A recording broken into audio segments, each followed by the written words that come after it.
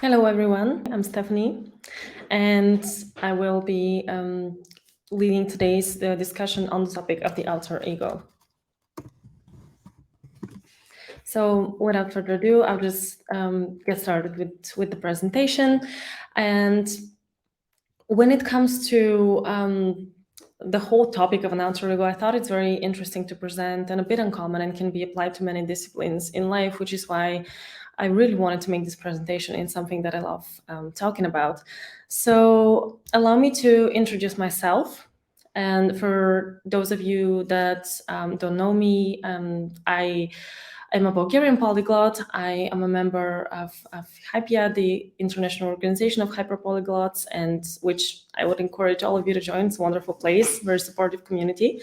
And I currently speak 8 languages. I'm learning a couple of others. I usually don't have the day job of, for example, being in the language industry or anything like that.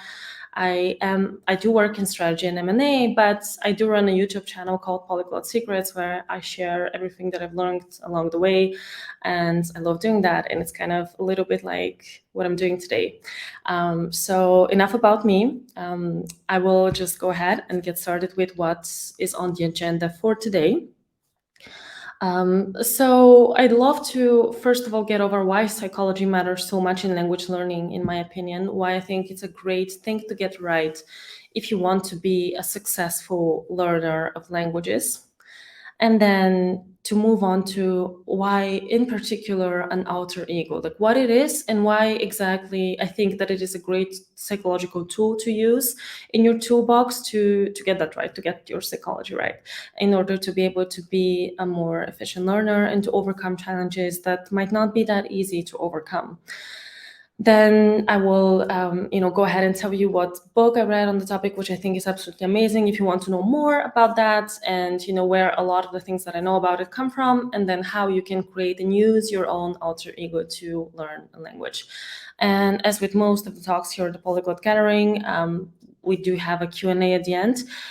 I will aim for it to be roughly 15 minutes. I can't promise anything, but I'll try. I'll try to make it so that there's enough time for questions. I feel like that's important. So, yeah. First of all, let's get started with why psychology matters so much in language learning. Personally, I think that it's one of the biggest things that you might want to get right whenever you're learning something new, in particular languages, because in general, it's been well proven that if we are more positive and receptive and open to learning, we learn much better, and our psychological state matters a lot. If we're feeling kind of meh about everything, it's really difficult to learn. And I think that this is something that I don't need to go into deep detail about because many of us know the research on that topic. But I think that in particular with language learning, it is much more important than with other subjects, because language learning is a bit unlike other subjects in that the role of a teacher is not as big. And so a lot of it depends on you and on your own psychological state. And I think it matters much more when it comes to languages because of that, because the role of the teacher is diminished, the role of your own state, the role of your own kind of setting, internal setting towards learning the new language is just much more, it's much bigger and much more important when you're learning a new language. And I think that is because it's unlike any other discipline. You don't learn it the way you would learn math, for example, or I don't know, the way you would be in history class. It's a bit less focused on how things are done and just certain information being quote unquote poured into your head by a teacher, and it's a bit more focused on learning how to use a skill. So somebody can guide you, somebody can coach you, but at the end of the day, it's you who needs to learn to use the skill. And it is a little bit hands off sometimes when it comes to what the teacher can do, because at the end of the day, a lot of language learning depends on being open to the language. I feel like if we're not really open, if we're not open to kind of letting go of the way we know things are expressed and learning to express them in a new way, if we're not really open to kind of taking a new language in and learning to express ourselves in a new way, then it becomes really difficult. So that's why I feel like psychological issues and matters are much more important. And what I mean by that is, of course, having this positive attitude towards learning, but also believing that you can do it. I feel like many people don't believe that. Perhaps it's not that big of a problem right now at the Polyglot gathering, right? I mean, the crowd is different, but I think that many people, thanks to, for example, experiences at school or something, do believe that, oh, well, I've had so many years of instruction in French or Spanish or whatever, I still can't speak, etc. And I feel like that harms a lot of the times our learning and gets in the way. Or even if you've learned a few languages already, you can be like, well, can I really learn another one? Can I juggle that many? Can I maintain that many? And you can have that little bit of a negative pushback from yourself. Or, for example, well, I've only learned Indo-European languages. How can I handle Chinese or Japanese or Arabic? So whatever your thoughts might look like that you want to get rid of, sometimes it can be very difficult to get rid of them. And I feel like that's where an alter ego can really help, and more on that in a bit. And what is an alter ego? The reason that I chose this image for this slide is because an alter ego is something that is extremely popular among performers. But I think that it is something that can go beyond that and can be used by every single one of us. And an alter ego is actually a very old idea. It is something that has been around forever. We don't really know exactly since when, but the first person that mentioned something about it, as in calling it an alter ego and kind of using those exact words to describe it, was Cicero, and he actually called it a trusted friend, another I. And so it's not as much of a mask or something, or playing pretend, which is a common misconception. It is more of another part of yourself that is, like, as Cicero put it, a trusted friend. And it is using a personality, if you will, that you make up, that is your own, that you can draw an inspiration from others or from characters, from images, from people in your life. But at the end of the day, it is your own, and it is a personality that you get to tap into. And it is much more powerful than just, say, a simple mask. And it's actually, as I mentioned, the favorite of many performers, and they use it a lot of the times because sometimes you need to have a different aspect of yourself on stage. And that is why we need an alter ego. If there's a certain area of our lives which we think that we can't really get over ourselves in a way, then it's great to use it. Of course, I'm sure that you've heard many famous examples. For example, Beyonce's alter ego, Sasha Fierce. Beyonce started out as this church performer, and so of course transitioning to the music that then she became famous for was very difficult for her and would clash with her personality, and as she self-professedly says in interviews. And in order to address that clash, of course you kind of need to become a different person in a way, and so that's why she created Sasha Fierce. Now almost any singer uses that as a concept, be it Lady Gaga or David Bowie, whoever. And it's, of course, used by actors and many, many celebrities, also used by people that are into sports. A lot of times in martial arts, actually, you will see sports people use it, because a lot of times they need to be somebody different on the ring, this aggressive personality that they might not be in, everyday life. So as a result, an alter ego can actually, as these examples illustrate, can actually help you become like a little bit of a different person. And why that matters is because perhaps you can't leave behind your negative experiences from your past, or you can't become a different person in order to address your new challenge. So what you might need to do is just tap into a different part of your personality and leave all that baggage behind in order to be able to perform at peak level. And that is why famous people use it, and that is why I think it's a great tool to use it, and why everybody can. And there was actually a very interesting study that they conducted with small kids, and they gave them different tasks, concentration tasks, and saw how each and every kid would do. And whenever kids were asked to just take on this other persona, for example, think about how Batman would do something, and they would have much, much better results, because then, Batman tries much harder and is, all about not giving up, and etc. So of course, the kids that were pretending or to be Batman or thinking about how Batman would do it did much better at this task. A similar study was done also with adults who would perform much better tasks whenever they were told to put on a doctor's coat, and how just putting on a doctor's coat changes their mindset and makes them more hardworking and just more dedicated. And examples like that are might seem a little bit weird. You put on a doctor's coat, what changes? You don't become a doctor. You don't, but you do think about the qualities that a doctor has and how a doctor would act differently in certain situations. And perhaps a doctor is more methodical and more dedicated and doesn't give up as easily when faced with a difficult task. And so, fascinating studies truly, but they do illustrate how something as simple as just taking on different characteristics can truly help us when it comes to bringing out the best parts of ourselves that we might find a little bit difficult to tap into. And so same thing for language learning. If psychology is that important and if we can't get over our own stuff, then perhaps adopting an alter ego might make it easier for us to tackle this new super difficult language, or whatever goal we might have. And I really want to recommend the book that you see on the screen right now, because a lot of what I learned about alter egos comes from there. And I just wanted to kind of get started with it and tell you that when I'm talking about how to create an alter ego, I'm going to be basing a lot on what I read here. As I mentioned, it's an ancient concept. It's been around forever. Many would argue, including Todd Herman, the author of The Alter Ego Effect, many would argue that this is actually a part of the natural human condition, and this sense of play and creating alter egos is natural to people.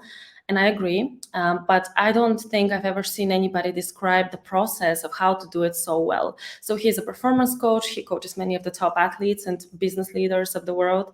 And so kind of he created this system on how to create an alter ego. So yes, sure, it's a natural part of human psychology, but he's just perfected it so well that I wanted to call attention to that if you're interested, and to also know where a lot of what I'm going to talk about comes from. I love to read books on things that are not connected to language learning and then kind of take the best lessons from them and apply them to language learning, which is what I hope to do in a bit. So that being said, how do you actually create and use an alter ego? So let's say that you've faced some difficulties with language learning. You decided, okay, perhaps I need to have a little bit of a different personality when I'm learning a language to get over the, for example, bad habits I have when language learning or something of the sort. Or you want to tackle a new challenge and you want to have more confidence, which you're lacking currently. So whatever your scenario, if you want to create an alter ego, the number one step is to decide, what qualities you want that alter ego to have.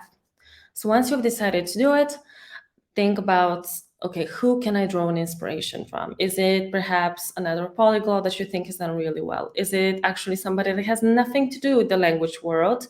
For example, we've mentioned Batman here, we've mentioned Sasha Fierce. It can be anybody that you think would do great in language learning because they have whatever qualities you believe are essential to language learning, whether it be confidence, which can be super helpful when speaking with native speakers, for example, or whether it's the dedication that a doctor might have, or whether it's the bravery to tackle something new. Perhaps, I don't know, Superman can help you with that. Whoever inspires you, real, imaginary, be it a character from a movie, be it somebody in your own life, or be it just a character you make up completely by yourself. It's important to draw some inspiration from something you create or something you've seen out there and think of the different qualities that might be helpful. Now, that doesn't mean that it has to be just one character. It doesn't mean that you just have to go for, I don't know, being inspired by Steve Kaufman only. You can draw inspiration from him and you can draw inspiration from Batman and kind of mix it together. So it doesn't have to be just one person. Or it doesn't have to be anybody. It can be a set of different qualities that you feel will make this interesting personality that is going to be able to help you to tackle this new issue. Okay. So once you decide that you want to create this, once you go on like, okay, these are the qualities that I want my alter ego to have, it's really good to give it a name. A lot of the times what we deal much better with is something that we can kind of name and see and feel. So the same goes for example, the parts of yourself that might not be so helpful in language learning. If you've identified those, actually what a lot of people with alter egos do, they kind of create an enemy for their alter ego to conquer and also name that. That can be very helpful because in addition to having the qualities, in addition to having the name of your alter ego, it might be good to have somebody to have that alter ego fight against. You know how in horror movies it's usually like scariest when you don't know who or what is lurking. So it's a little bit similar with your alter ego's enemy or those parts of yourselves that are getting in the way. It's good to give them a name and to kind of give a name to that bully so that you might kick its butt better, basically. And that is helpful, as is also helpful to name your alter ego and to picture it as, you know, what would you look like if you were that alter ego?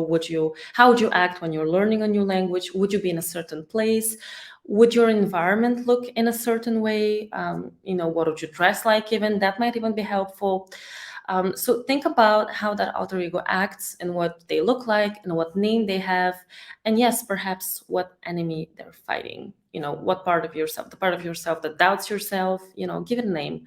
It's easier because once you give something a name, it's no longer such a big deal. You've named it, you've identified it.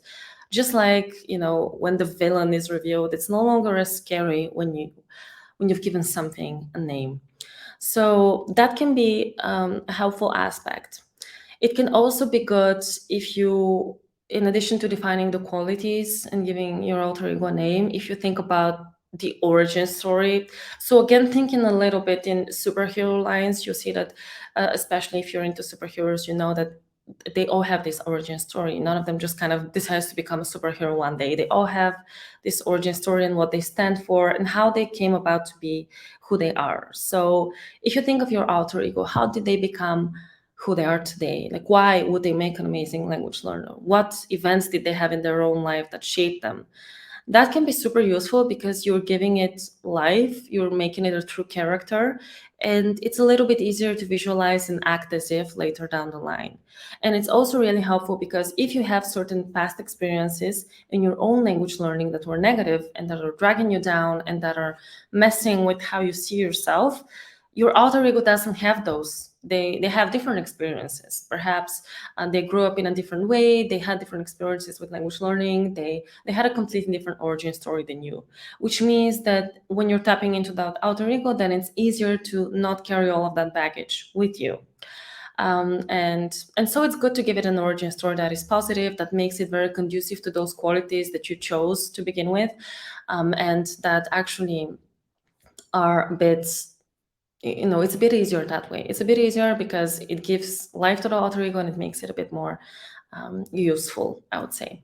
And it's good to have that story in order to be able to picture that character a little bit better in your head. Now, something that is very important to mention here is that once you have that, once you know exactly what it looks like, you know what its antithesis is, even when thinking about the enemy, so to speak, then it's also important to know that you can't do that 100% of the time. You need to be able to tap into your alter ego and use it. For example, use the qualities of that great language learner to tackle your language challenges, but then come back and showcase a different part of your personality. So an alter ego is something that you are not 100% of the time in that role. You know, you're not using it 100% of the time. You're using it on just what Todd Herman calls a field of play, and that is whenever you need to perform a certain way, that's when you use it. And I think a big part of the misconception about alter egos is that it's being fake, you know, you're not really being yourself, but it's really about showcasing different personality, different parts of yourself. Because I feel like most of us, we would agree, we're not the same with our parents, you know, with our partners in life, with our friends, with our coworkers, with our boss. You know, we're different at home and at work. If you work in a very competitive field, you might want to be different with your family. And so it's very natural that we have those different aspects of our personalities that are best applicable to different situations. And it's very natural that we actually might want to showcase different qualities we possess, because an alter ego actually helps you bring out those qualities and get over yourself rather than being fake.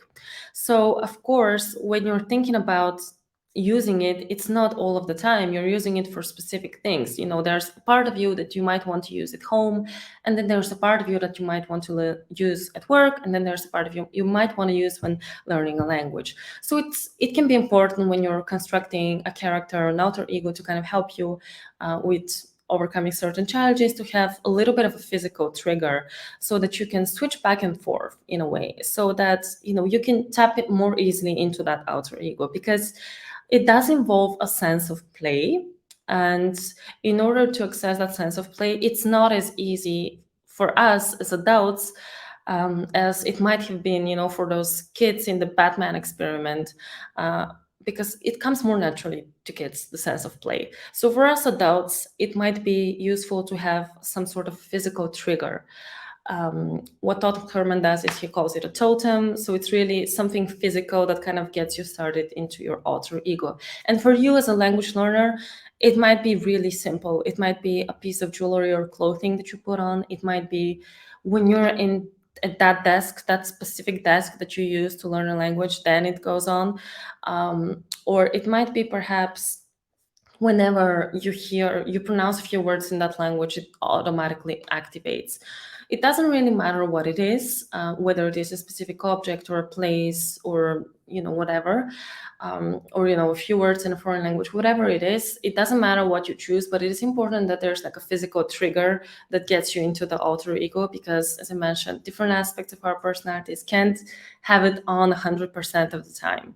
So perhaps you have like a little object that you carry with yourself, like a little stone in your pocket. You touch it and you activate the alter ego. Or perhaps you have, as you know, the idea of like putting on a specific article of clothing that makes it activate. Whatever you might choose. And actually, there's many examples of those type of like physical triggers that Todd Herman gives. So I actually encourage you to take a look at that. You know, listen to one of his interviews or read his book, whatever you prefer. But there's so many examples.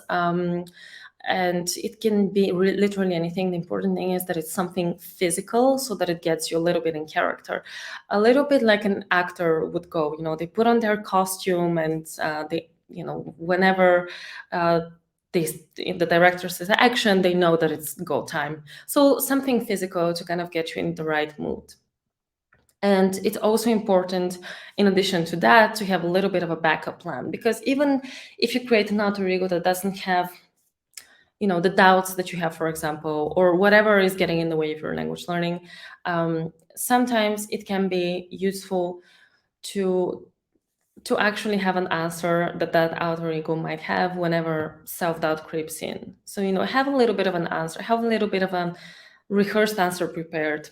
What I mean by that is have a little bit of a story for those times when you know that yourself is going to be like, oh, this doesn't work, whatever, I could never do it, who am I pretending to be? It's good to have a little bit of a comeback. So, you know, perhaps come up with it when you're confident, a little bit of a comeback speech that your alter ego can deliver, and can actually, you know, you can actually repeat out loud a little bit like an affirmation, or just say it in your head, so that you know that you have this perfect answer for when doubt comes in. So that is also can be a useful part of constructing the alter ego, to have this answer that can be a little bit of a speech to kind of, you know, make sure that whatever that enemy that you named in the beginning, that your alter ego can take care of them, and that you know that those doubts and those negative thoughts can actually just go out right out the window. And I don't think that it necessarily this is a concept that can only be used if, let's say, for example, you're somebody that's, as I mentioned, has had trouble with languages, or you feel like you have a doubt for your new language. You can be confident, you can be a great learner that already has their system very well defined, and you know exactly what you're doing. But I feel like we can all benefit from an alter ego a little bit sometimes, even if we're, you know, want to boost our motivation, or if we feel like we've been feeling a little bit down lately, we don't really have the discipline or the desire to learn the language as much. You would love to, but you're just like, I need a little bit of kick to get back in the game. Then you can also use an alter ego. Or you can perhaps forget about all of that and just use what we've discussed today for other areas of your life. Of course, my focus during this presentation has been on language learning, but an alter ego is a very important tool to use in many areas of life. And in fact, it's one that I've even before reading the book, and that's why I also believe that it is a natural human state, I feel like I did something very, very similar to what I'm describing in this presentation before hearing about Todd Herman to begin with. And I've kind of used it in other areas of my life, not so much in language learning, because I've always self-identified as a language learner and I've always loved it. I even loved it at school, as weird as that sounds. So, maybe you don't need it that much for language learning. Maybe you're like me, but perhaps you can use it for other areas of your life, or perhaps you can use it for language learning when you actually feel like you need that little extra boost of motivation, which is something that we all need sometimes. I mean, I know that certainly I have, and I feel like it's something that's important to mention. So yeah, all in all, to conclude, I feel like it's a great tool to use because it helps you tap into those things which are beyond techniques. Once you learn the best techniques about learning a new language and what you should be doing and what works and what doesn't, and once you discover all of that, which I think all of us do in our language process, we're all like, well, this doesn't work, studying conjugation tables is not helpful. Okay, let me transition, let me do something different, etc. We all figure out what doesn't work, what works, etc. This is what happens naturally as you learn language after language. But I think that there's a lot to be said about things beyond techniques. Once you know what you need to know, once you're very clear on how to learn, once you have your method down pat, there's that aspect sometimes that your own subconscious can get in the way, that you might have doubts, that you might lose motivation, things that have nothing to do with the hard facts and with how best to learn, but that really have to do with addressing the inner world. And that is where I feel an alter ego can be super helpful. So with that being said, again, feel free to reach out to me on any of those that you see on the screen currently. I always answer whenever anybody sends me a message. And yeah, let's connect that way. And right now, I'm ready to take your questions. I see that it's almost like half an hour, so I'm super happy that I was able to leave 15 minutes for Q&A. Thank you so much for your attention. And yeah, let's see if there's any questions I'd love to answer. Who is your alter ego? I have several. I have several depending on different areas of life. As I mentioned, I mostly use alter egos not for language learning, but for other purposes. But I think it can be amazing, of course, for language learning. But I have several alter egos, and I really enjoy it, and they have been very useful in different areas of my life. Yeah, but the names I'm gonna keep a secret. Do you use multiple alter egos for different tasks and situations? Yes, I do. So it's how not to get too confused or detached from reality. Yeah. So I don't think like the detached from reality thing, that is something that I would not worry about, because it's really about tapping into some qualities that you do have, but the problem is, sometimes you're not confident you have them. And so, I feel like there's not really any risk to be detached from reality or anything like that. It is about what part of myself do I bring to the table here? Because, you might not always want to have a certain part of yourself shown in different cases. If you are a super kind person, sometimes and you do everything to help others, you might not want to do that, for example, in certain areas of life where you need to protect yourself as opposed to be super kind. So that kind of stuff, I do believe that examples like that can certainly talk to why you need to show different aspects of your personalities different times. And that is what I think actually helps you show different aspects of yourself and helps you be even more grounded in reality. I hope that made sense. Now, how not to get too confused, I feel like it's a very valid question, because I feel like something that I actually missed to say in the conversation, in the presentation, is that you do need to construct one alter ego at a time. That, of course, do what you want. If you don't want to, don't. But that is something that Todd Herman recommends in his book. And as the expert on this, I do trust him on that. And that, in order not to get confused, you need to have one alter ego solid, define everything about it, use it a few times, and then you can create another, so that confusion is avoided and that you might use it whenever you need to. But again, I don't have too many alter egos, so maybe I will get confused one day. But I feel like, yeah, with the different thing about getting confused, perhaps you don't, you wouldn't be confused if you were to work on one at a time. I love learning multiple languages at the same time, but not constructing multiple alter egos at the same time. No. So yeah, and to give an example of like where I use it, for example, whenever I'm feeling a little bit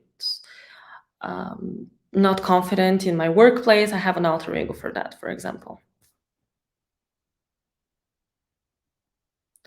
Do you think the idea of multilingual people having different personalities in different languages is related to the concept of the alter ego, or is that an entirely separate concept?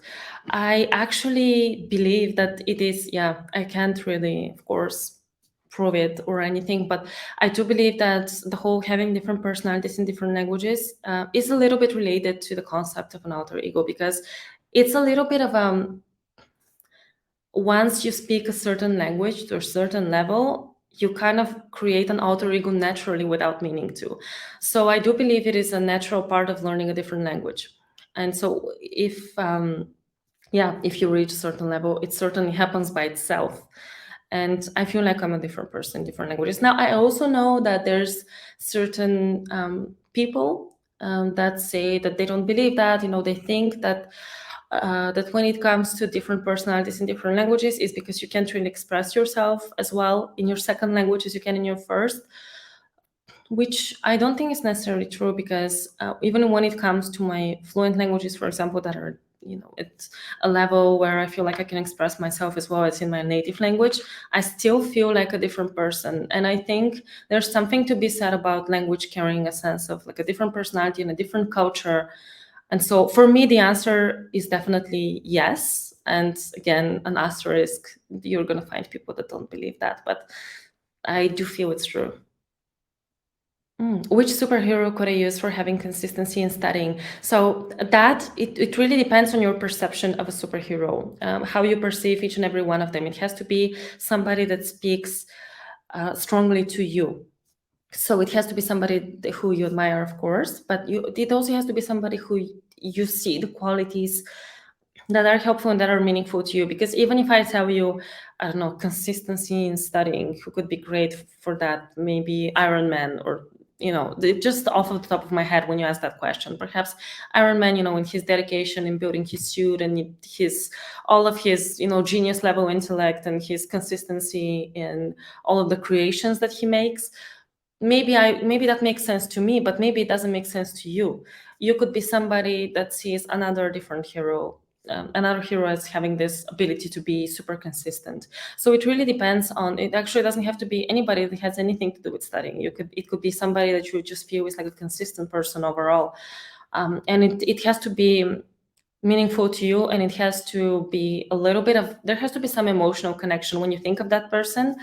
That superhero, that character, whatever, that there has to be a little bit of an emotional jolt, and that you have to personally connect and feel like that person is helpful for you. So that's why I think, even if for me it's Iron Man, maybe for you it's somebody else, because it's about what resonates with you personally. Do you view alter ego more as a separate entity or an extension of ourselves? Certainly an extension of ourselves. I do think that an alter ego is different than other similar concepts because of that, because it's not kind of like the way putting on a mask would be a separate entity, would be fake, would not be somebody who you are, but it's more like you're building on something you have an emotional connection with and something that you feel like is a part of your personality you wish you could showcase more, and you're using an alter ego to get more inspired and tap into that more easily. And so I feel like it's more authentic than fake it till you make it or any of those concepts. And I view it as an extension of who we are, just like a different part of ourselves. If you're learning multiple languages at the same time, would you create different alter egos for each? I think that the question is very personal. What I mean by that is it really depends on what you want to accomplish. Like, do you feel like you need a different, I would say, skill set to learn a different language? Do you think that those languages require different skills? Or do you just need to be somebody who's more disciplined and is super talented at language learning and you're drawing on those qualities, for example? So are you drawing on qualities that can be applied to learn many languages? Or do you specifically want a French alter ego and an Arabic alter ego, and etc.? Do you view it as, as those languages require different qualities and personalities, or can you just be one super polyglot in your alter ego that can tackle any language? What do you want to be? That's what it depends on. Have you used an alter ego to prevent feeling like an imposter? Versus it causing a feeling of fakeness. Yeah, I do think that it helps a lot with to prevent feeling like an imposter. That's why I gave the example of, whenever I feel like a little bit less confident, for example, career-wise or something, it can really help overcome imposter syndrome. That's what I've experienced, that it actually helps to have this shot of extra confidence and to believe in yourself a bit more and not feel like an imposter rather than being fake. I have not felt fakeness from using it. What was the book title again? I joined a few minutes late. Yeah, it's The Alter Ego Effect by Todd Herman. And this is the book, The Alter Ego Effect by Todd Herman. And I love it because it's something that's been explored many times. A lot of philosophers mention it, a lot of psychologists, including Freud, talk about it, but nobody does as good of a job at describing the process of how to come up with it as Todd Herman does, which is why I love the book. Did you use the alter ego to teach a language, for example, to kids or young students who normally don't have a big motivation to learn?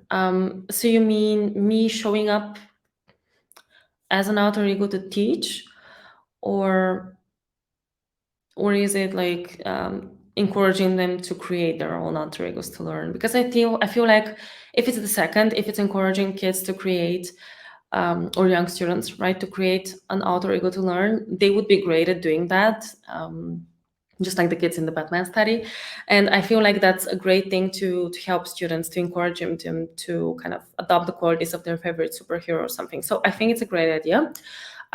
Did you use, I assume that means if I have used it personally to teach? No, because I coach languages, I don't really teach. And when I coach, I don't use an alter ego to coach. I just kind of naturally, I would say, maybe I do, because maybe I don't, maybe it doesn't have a name, because I naturally tap into a bit of a different part of myself. I hope that answers the question. Would you recommend using someone who already exists, real or fictional, as an alter ego, or to create a completely new character? So again, I will talk based on what Todd Herman mentions in his book, because he has much more experience with this than I have, because he's a coach on that. So what I've done for me is both new character and both like real, fictional, all of the three, somebody who already exists and completely new character. What Todd says is that he's seen people do anything. He gives the example of a businessman that uses his grandmother as an alter ego. He gives the example of himself where he used like a completely new made-up character. And he also gives another example of one of his alter egos, which is like a mixture of different characters that are fictional. So you can do anything you want. The only important thing is that it actually makes sense to you, that it produces some sort of an emotional connection, and that you like it. Because, for example, if it's somebody real and it's super inspirational for me, maybe you don't care and you're just gonna care less about this person. But if it's like some completely new character you make up, that might be really deep bond. So all about what you feel like will help a certain situation. Is it hard for you to switch your alter egos? I think it becomes much more easy with time, much easier. Because at the beginning, when it's like, oh, this is weird, it's a new concept, and you're like, okay, whatever. But then when you've done it a couple of times, it becomes really easy. And it's something that I think we've all done. We've all done as children. We just didn't name it the alter ego. We didn't know what it was called. But it's something that It's something of you we have experience with, whether we realize it or not. And so when you kind of go back to it, you're like, oh, this feels familiar when you've tried it out a couple of times. And so it becomes easy. What's your thought on having rapid imagination as far as language learning is concerned? I'm not sure I understand the question actually. Rapid imagination as far as, if you could submit a second question explaining that, that'd be great. I'm going to try to answer as best as I can based on how I understand this question.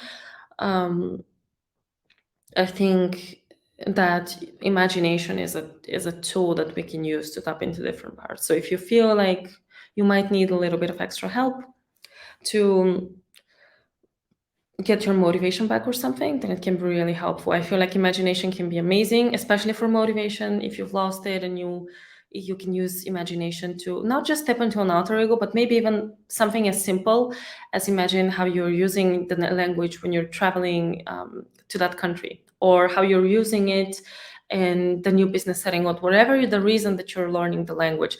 If you use imagination and you picture yourself fluent and how you're using it for that specific reason that you started to learn the language to begin with, it can be super helpful. So I love imagination for that, and for its ability to tap into an alter ego. Let me know if I totally misunderstood your question, which is possible.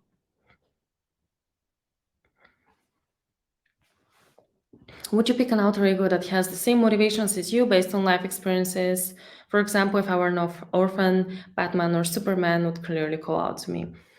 So I think it depends on, again, the emotional connection. Maybe you form an emotional connection with people who are exactly like you. And you feel like, somebody having something in common with you is going to be what connects you, and it's going to be amazing. But then also perhaps you can pick somebody else that might not have a certain aspect of your personality that you're trying to overcome, or a certain aspect of you that is getting in the way of succeeding. And so you might want to have somebody with a completely new origin story, create somebody that has a completely different life from that. So as for what I would do, I've done both. So I have an alter ego that's completely different from me. I have an alter ego that's very similar to me. So it's really, when it comes to the certain goal, like you're creating the alter ego for different aspects of your life. So when it comes to that aspect of your life, do you feel more connected to an alter ego that is actually similar to you, or do you want something completely different? And for me, that answer has been different in different areas of my life. So the answer of like what I would do is I've done both. And so I think when it comes to giving advice on that, it's about what do you want, and how do you feel about having something in common with your alter ego, or having something totally fresh. I'm curious, have you imagined an alter ego to give the presentation? Actually, no. This is actually something that it comes really naturally to me at this point. Maybe it would have been useful in a different part of my life, because I actually started out terrified of public speaking. So, as in when I was a teenager, for example. And it's my professional path has been such that I was just given so many presentations that, like, at this point, it's I don't feel that I have the need for an alter ego, because there's no blockage or anything, but I do think that I step into a different part of myself naturally whenever I'm giving conversations. So to your question, have I imagined an alter ego? No, but have I stepped naturally into a different aspect of myself? Perhaps that just comes. It comes like second nature at this point. Maybe the answer is kind of no.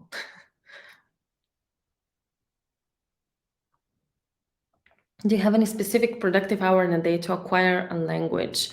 I do think that it matters. It does matter when you're more productive. I could not. The morning doesn't work well for me. I'm a bit of more of a little bit of a night owl type of person. So later in the day is going to work better for me. If you are a morning person, perhaps um, doing something right when you wake up will be better. So I do believe that when it comes to productive hour of the day, different personalities and different what is it called, a chronology type? I do think it's called a chronology type when it comes to, when your body feels like it is its maximum performance peak, etc. I don't feel like it's a certain hour, more like time of day, more like I like the afternoon. I don't like the morning as much. And so when it comes to learning, I'm going to learn best in the afternoon.